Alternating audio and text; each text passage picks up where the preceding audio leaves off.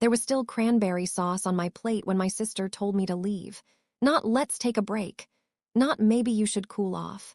Not even this isn't working, she said, clear and polished like she'd practiced it in the mirror. You should leave, and don't come back. The dining room fell into a silence so thick it felt staged. My 8-year-old daughter, Lily, froze mid-count over the carrots on her plate. She always counted vegetables when rooms turned tense, a quiet survival skill she'd learned too young. Across the table, my sister Vanessa wore her signature reasonable smile, the one that said I'm calm and mature, while her eyes screamed I've already decided you're the problem. Her husband, Mark, nodded beside her. He always nodded. He could watch a tornado hit the house and ask if someone saved the wine. My mother dabbed her mouth with a napkin as if this were a minor etiquette issue. My father stared at his plate like mashed potatoes might offer legal advice. Then Mom added softly, almost gently, Christmas is actually more peaceful without you. There it was, peaceful, like I was static. Noise. A seasonal inconvenience. I looked at Lily. Her small fingers tightened around her fork. She didn't cry, didn't protest. She just went very still. That hurt worse than anything. Because when a child doesn't react, it means they've been here before. The tension hadn't started there. It began the moment we arrived. Oh, you look tired, Mom had said, scanning my face like fatigue was a personality flaw. Vanessa glanced at Lily's dress. That's simple. Cute, though. Mark had leaned back and asked casually, so are you stable now, financially? Like grief was a budgeting mistake. I had smiled through all of it, because it was Christmas. Because Lily was watching. Because I told myself maybe this year would be different. But halfway through dinner, Vanessa set down her fork like a judge closing a case. We've talked, she said. Mom and Dad agree. Dad did not look up. Mom did not disagree. We think it's better if you leave, for good.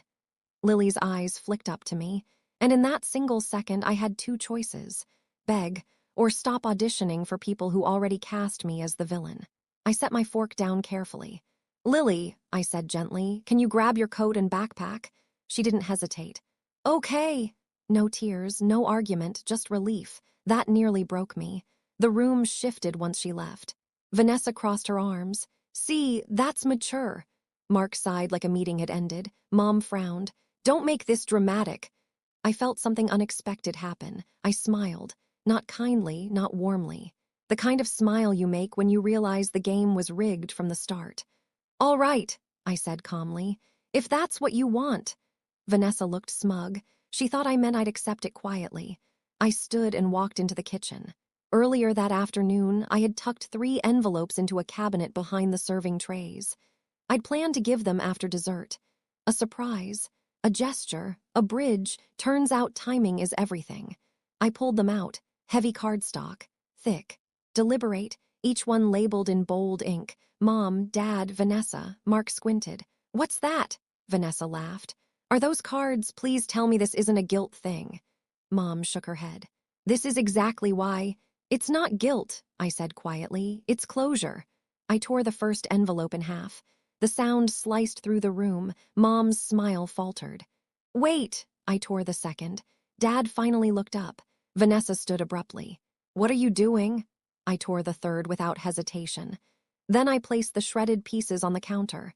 3 neat piles. Silence followed. Not angry silence, confused silence, because something had shifted, and they didn't yet know what.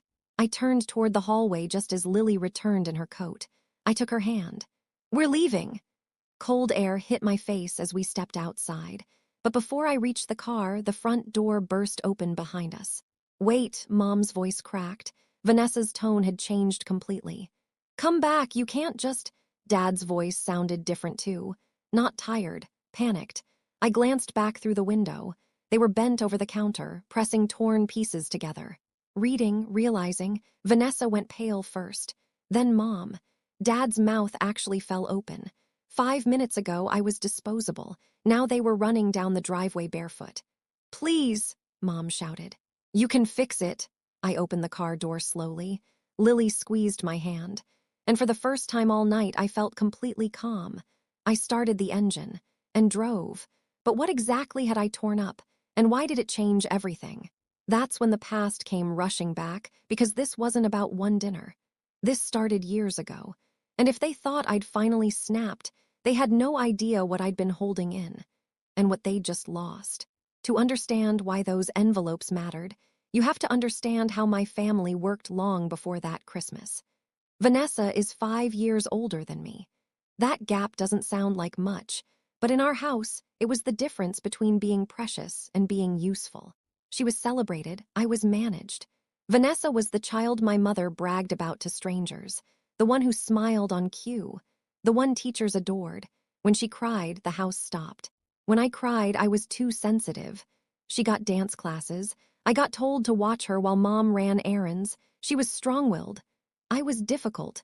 She was praised for speaking up. I was punished for the same thing. At holidays, the pattern was impossible to miss. Vanessa opened gift after gift while everyone watched. She reacted perfectly, laughter, gratitude, hugs. My mother loved that performance. It made her look like a good mother. I got practical gifts: sweaters, books, pajamas. Then I got handed a trash bag and told to clean up the wrapping paper. And here's the part that's hard to explain unless you've lived it. I didn't know it was wrong. When you grow up inside a system, you assume that's just how gravity works. By the time I was a teenager, I'd learned how to survive. I made myself smaller, quieter, easier to tolerate. I learned which opinions caused eye rolls, which emotions caused sighs, which truths caused punishment. So I swallowed everything. College didn't fix it. Distance didn't make them miss me. It just made it easier to forget me, except when they needed something. That's when I met my husband, Aaron. He wasn't flashy or loud. He was steady. The kind of person who noticed when you stopped talking mid-sentence and waited without pushing. On our third date, I laughed about my family dynamic like it was a joke. Aaron didn't laugh. "That's not normal," he said. I remember staring at him like he'd spoken a foreign language. He repeated it gentler. "You don't deserve that." We married a year later. My parents acted supportive in public. Vanessa posted smiling photos. Her boyfriend made jokes about how Aaron was brave to marry into our family. Aaron just smiled politely. What no one knew was that Aaron and I quietly started helping my parents financially. Nothing dramatic, just consistent. A few $100s every month, more when emergencies somehow appeared. We never announced it, never posted it, never took credit. My parents accepted it like rainfall. Vanessa framed it as her idea. Her husband liked to say, "Family takes care of family." Then, 8 months before that Christmas, Aaron died. A routine workday. A preventable accident. A phone call that split my life in two. Grief didn't stop bills. Lily still needed lunches, shoes, bedtime stories. I was suddenly doing everything alone. The monthly money to my parents stopped immediately, not out of anger but survival. They noticed. Immediately. Mom called more often, not to ask how I was, to ask if I was managing. Vanessa asked if I was being smart with money. Her husband joked about insurance payouts. That was when I realized something terrifying. They hadn't lost a son-in-law. They'd lost an income stream. And the envelopes I tore up that night, they were the last chance I ever planned to give them. For months after Aaron died, everything felt suspended in midair. Grief on pause, bills on autoplay, life demanding movement when my body barely cooperated. What people don't tell you is that after loss, paperwork becomes its own kind of cruelty. Forms, calls, lawyers, investigations. Everyone talking about your spouse in the past tense while you're still reaching for their side of the bed at night. There was an investigation into Aaron's accident. It took time, too much time. Corners had been cut, warnings ignored. The word preventable kept appearing in reports, heavy and sharp. Eventually, there was a settlement, not immediately, not dramatically, not with balloons and closure. It arrived quietly months later in a number on a screen that didn't feel real. Enough money to change everything. Enough money to destroy relationships if handled wrong. I told no one, not my parents, not my sister, not even friends, because I knew the moment they knew, the grief would stop being about loss and start being about entitlement. I didn't touch the money right away. I didn't splurge. I didn't celebrate. I paid essentials. I breathed. I made sure Lily felt safe. And then, because apparently I learn lessons the hardest possible way, I thought, maybe this can fix things. I convinced myself that if I showed up differently, stronger, stable, no longer a burden, maybe my family would finally see me. So I planned Christmas. I took a large portion of that money and prepared 3 gifts, not checks, not cash, structured help. Clean, responsible, thoughtful. One envelope would pay off my parents' remaining debts, their mortgage, their constant anxiety about money they pretended not to have. Another would set up long-term support for them, no strings, no announcements. The third would give my sister a real reset, not another bailout, but a chance to actually land on her feet without needing to step on someone else. That was what I was holding in my hands when they told me to leave. Those envelopes weren't guilt. They were forgiveness I hadn't earned from them, but was still willing to give. And when my mother said Christmas was better without me, something inside me finally snapped into place. I realized something brutal and freeing at the same time. They didn't want me. They wanted access. Access to my patience, my silence, my money, my willingness to stay small so they could feel big. So I tore the envelopes. Not because I was angry, but because once someone tells your child she doesn't belong, generosity turns into self-betrayal. The moment those papers hit the counter, the balance of power shifted. They didn't know what they'd lost yet, only that something valuable had slipped through their fingers. That's why the panic came so fast. That's why their voices cracked. That's why they chased me into the cold like they'd just woken up from a dream where everything was fine. Because for the first time in my life, I wasn't leaving empty-handed. I was leaving with clarity, and they were left with nothing but consequences. I didn't realize how far I'd driven until the streets started to blur together. Christmas lights smeared into color. Traffic sounds dulled. My hands stayed tight on the steering wheel, like if I loosened my grip, everything I was holding together would fall apart. Lily sat quietly in the passenger seat. Too quietly. That's how you know a child is processing something bigger than they should have to. A few minutes passed before she whispered, "Where are we going?" The question landed hard, because I didn't have an answer. Home was 2 hours away. I'd planned for us to stay at my parents' house. That was the whole point of Christmas there. And I wasn't about to drive that distance in the dark with a child who had just watched her grandparents tell her she didn't belong. So I took the first highway exit and pulled into the parking lot of a hotel. Not a rundown roadside place. A real one. Warm lights. Clean windows. A front desk clerk who smiled at Lily like she mattered. I booked a room with 2 beds. Lily kicked off her shoes and climbed onto one like she'd been holding herself together all evening and finally let go. I sat on the edge of the other bed and stared at my hands, still trembling. For a moment, neither of us spoke. Then Lily said softly, "Grandma doesn't like me." My throat closed instantly. "She does," I started, out of instinct more than truth. Lily shook her head. "No, she likes Aunt Vanessa's kids. She hugs them first. They get the good presents." She wasn't angry, she was observant. That somehow hurt worse. "That's not your fault," I said quickly. Lily shrugged, the way kids do when they've already accepted something unfair. "I know, but I try to be good anyway." Something inside me cracked open, because she wasn't just talking about Grandma. She was talking about survival. I pulled her into my arms. "You don't have to earn love," I whispered into her hair. "Not by being quiet, not by being easy, not ever." She yawned, exhaustion finally winning. "Can we watch a movie?" "Yes," I said. "Anything you want." We ate vending machine snacks on the bed and watched a cheerful Christmas movie about family and forgiveness and happy endings. Lily laughed at the silly parts. I laughed too, but it came out uneven. My phone buzzed constantly on the nightstand. "Mom, Dad, Vanessa," over and over. I ignored it while Lily was awake. After she fell asleep, sprawled sideways like she owned the whole bed, I finally picked it up. It rang immediately. I answered. "Rachel." Mom's voice was too bright, stretched thin. "Where are you? Are you safe? Is Lily okay?" Now she asked. "We're fine," I said. "We didn't mean it," she rushed. "You know we didn't mean it." In the background, I heard voices. Vanessa, my father. Someone said, "Put it on speaker." The click was loud. "Come back," my father said. "This is ridiculous." Vanessa cut in. "You're ruining Christmas." I looked at my sleeping daughter and felt something settle in my chest. "No," I said calmly. "You already did." Silence followed. Then my mother whispered, "Please. You can fix this." I took a breath. "No," I said again. And for the first time, the word didn't feel cruel. It felt final. I hung up and turned the phone face down. Outside, cars passed on wet pavement. Inside, my daughter slept safe. And somewhere across town, 3 adults were finally realizing that words don't disappear just because you regret saying them. For 3 days after Christmas, everything went quiet. No calls, no texts, no dramatic voicemails layered with guilt and urgency. At first, the silence felt like relief.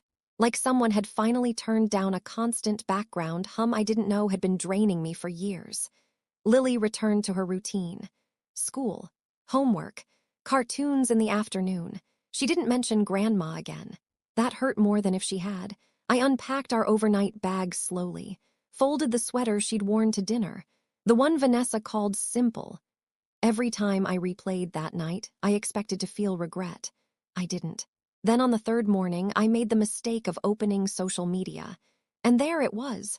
Vanessa had posted a photo, her standing in our parents' living room in front of the Christmas tree, smiling, Mark beside her.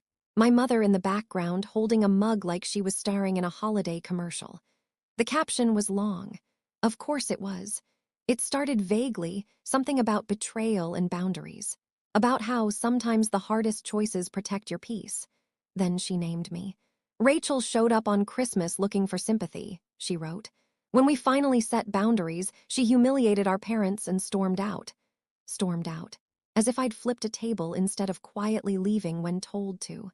Then came the final line. "And yes, before anyone asks, Rachel received a very large settlement after Aaron's accident and refuses to help her own family." I read it twice. Then a third time, refuses to help, like grief was a lottery win, like survival was selfish. The comments came fast. "Praying for your parents. Some people are so ungrateful. Money changes people. So sad when family turns their back." My phone started ringing within the hour. "An aunt, you should apologize, they're devastated." A cousin, "Is it true you ripped up money in front of them?" Someone I barely remembered. "Family is all you have." No one asked what happened. No one asked what was said in front of my child. They just believed the louder version. And for years, I would have stayed quiet. I would have let the narrative settle. Because quiet had always been my coping mechanism. But quiet had never protected me. It had only made me easier to blame. I sat at the kitchen table while Lily colored at the other end, humming softly. And I realized something.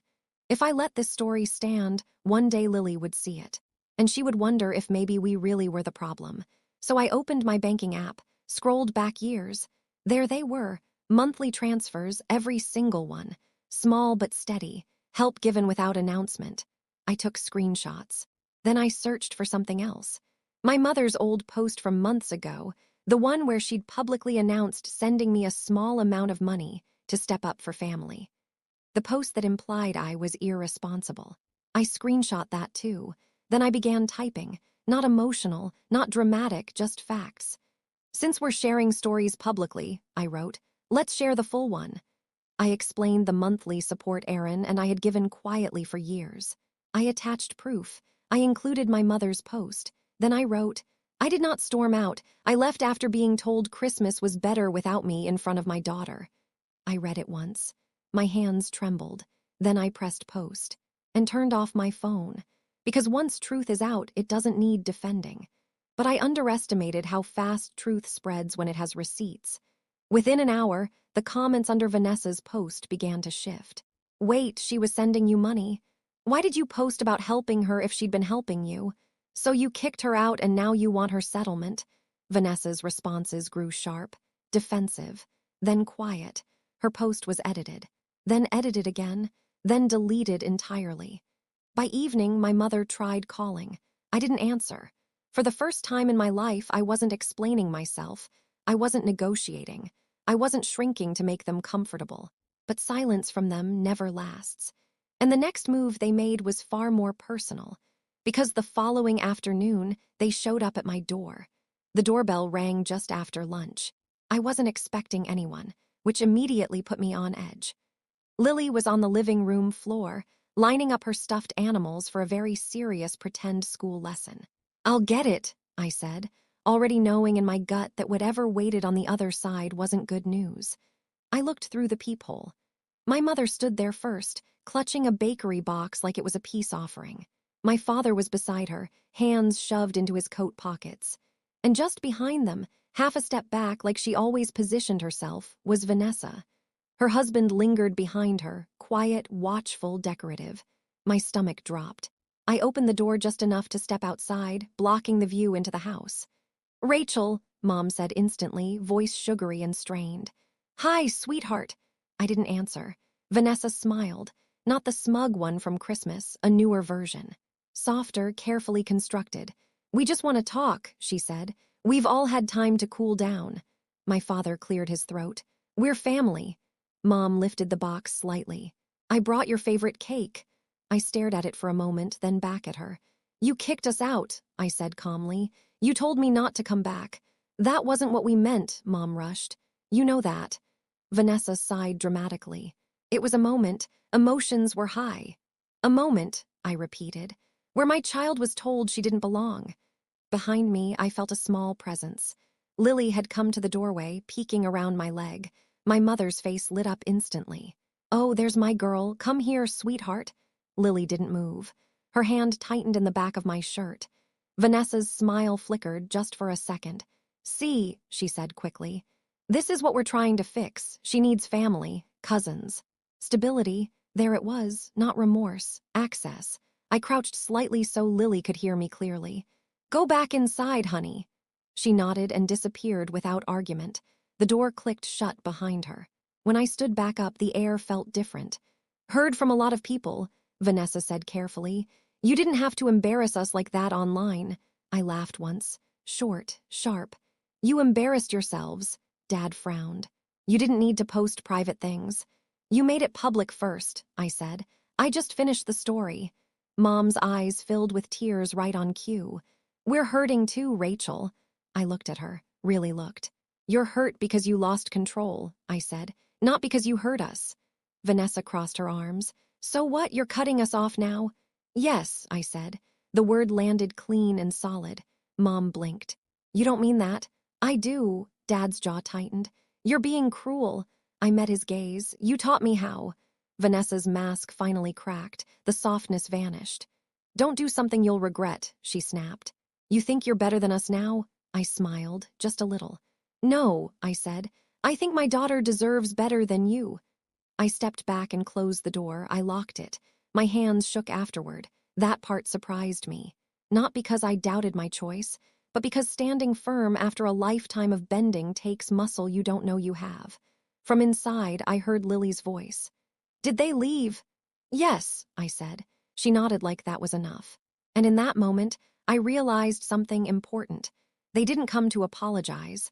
They came to see if the door was still open. It wasn't. But the consequences of closing it were only just beginning. Because what happened next didn't come with shouting or cake or forced smiles. It came with time. And time has a way of revealing exactly who loses when bridges burn. The weeks after I closed that door were strangely quiet. Not the heavy, anxious silence I'd grown up with, the kind where you're waiting for the next blow, but a clean one. An honest one. No surprise visits. No long messages disguised as concern. No relatives checking in on behalf of someone else. At first, I kept bracing for impact. Years of conditioning will do that to you.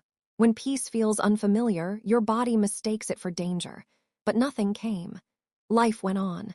Lily adjusted faster than I did. She stopped asking where we'd spend holidays. She stopped checking her behavior before speaking. She laughed louder, slept deeper. She stopped lining up her toys so carefully, like she no longer felt the need to control outcomes. That's when I understood the real cost of my silence all those years. It hadn't just hurt me. It had taught my daughter to shrink. And removing that pressure changed her almost immediately. I used part of the settlement to buy a modest house. Nothing flashy. Just solid walls, a small yard, and a kitchen where Lily could do homework without tension in the air. I paid for it outright. The first night we slept there, Lily ran from room to room, claiming spaces like she was planting flags. "This one's mine too," she said, pointing to the guest room. "Why?" I asked gently. "In case someone nice visits," she said. I swallowed hard. Meanwhile, through the quiet grapevine of relatives who suddenly stopped calling me selfish, I learned what happened on the other side of the door. My parents sold their house within the year. Retirement didn't come together the way they'd planned. Bills piled up faster without the quiet support they'd once relied on. Vanessa bounced between new opportunities again. Her marriage strained under financial pressure that could no longer be deflected onto me. And the worst part, the part I know they replay late at night, is not what they lost. It's how close they were. They tell people about it now. About the help they almost received. The Christmas where everything went wrong. They frame it like tragedy, like bad luck. Like I woke up one day and changed. They never mention the words they said. They never mention my daughter's face. And for a moment, I wondered if the money would haunt me. If I'd lie awake questioning whether I'd gone too far. I don't. What would have haunted me is teaching Lily that love requires endurance. That family gets a free pass to harm you. That cruelty should be rewarded if it comes from familiar faces. We still grieve. That part never goes away. But grief no longer shares space with fear. And that changes everything. Because now, when Lily asks what family means, I don't hesitate. I tell her the truth. Family is who protects you. And sometimes the bravest thing you can do is walk away from people who never learned how. It's been almost a year since that Christmas. Long enough for the shock to fade. Long enough for the anger to cool into something steadier. Long enough to see clearly what really changed. The settlement ended up being just over $2 million after fees and legal costs. I never announced it. Never confirmed the number publicly. But word travels when money is involved, and speculation filled in the blanks just fine. Here's what I actually did with it. I paid cash for our home.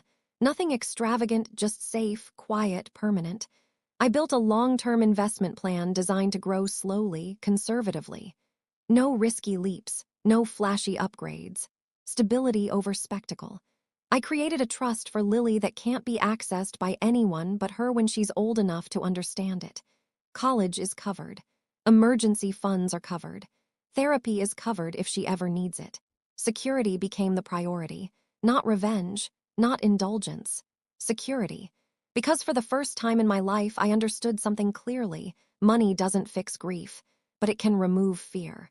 And removing fear gave me something I'd never had before: choice. The choice not to tolerate disrespect. The choice not to trade access for approval. The choice to model boundaries instead of endurance. About 6 months after that door closed, my mother sent one final letter. Handwritten, careful, controlled. She said she missed the old me. That sentence told me everything. The old me was quieter, easier, more useful. The new me was inconvenient. I didn't respond. Not because I hate them, not because I wanted the last word, but because closure doesn't always require conversation. Sometimes it requires consistency. Lily asked about them once recently. "Are they still mad?"